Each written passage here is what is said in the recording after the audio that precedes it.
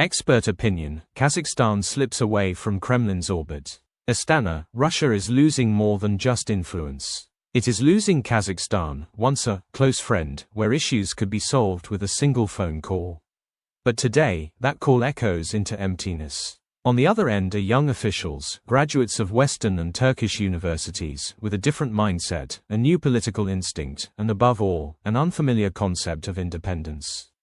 On RTVI, Russian journalist Alexander Konstantinov admits, the telephone right no longer works. In the past, one call was enough to solve problems quietly, in the spirit of post-Soviet brotherhood. Today, those phones are answered by people who never studied in Moscow, never drank together, never shared schemes.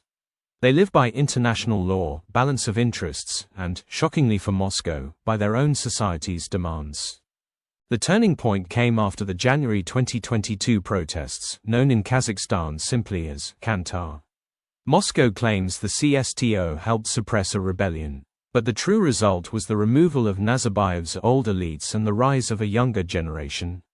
These new leaders grew up in independent Kazakhstan. For them, the Soviet Union exists only in textbooks. As Russia retreats, Turkey and China move in. Turkey spreads, soft power, schools, cultural ties, business. Erdogan promotes the organization of Turkic states, offering Kazakhstan equality, not hierarchy. Meanwhile, China invests in infrastructure, energy, rare earth projects. It gives scholarships and opens universities quietly, without ideology. Kazakhstan's multi-vector policy has become more than survival, it is now identity. Russia's dominance fell from 60% to 25 to 30% in just 15 years. The rest of the space belongs to Turkey, China, the Arab world, and the West. Today's Kazakh ministers graduate not from MGIMO, but from Harvard, LSE, Ankara's METU, and Beijing University.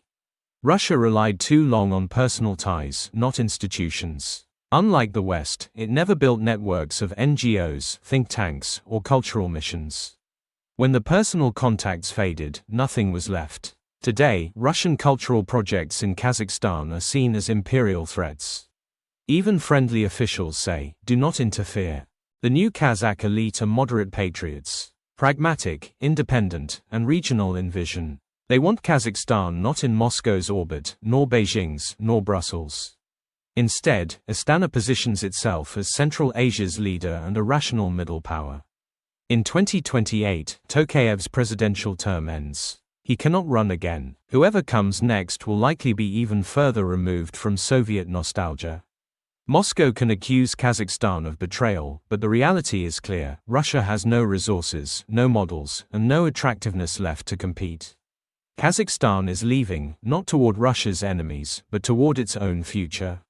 Kazakhstan is no longer Russia's junior partner. It is an independent state shaping its own destiny. Stay informed on Central Asia's transformation. Subscribe to Politoday.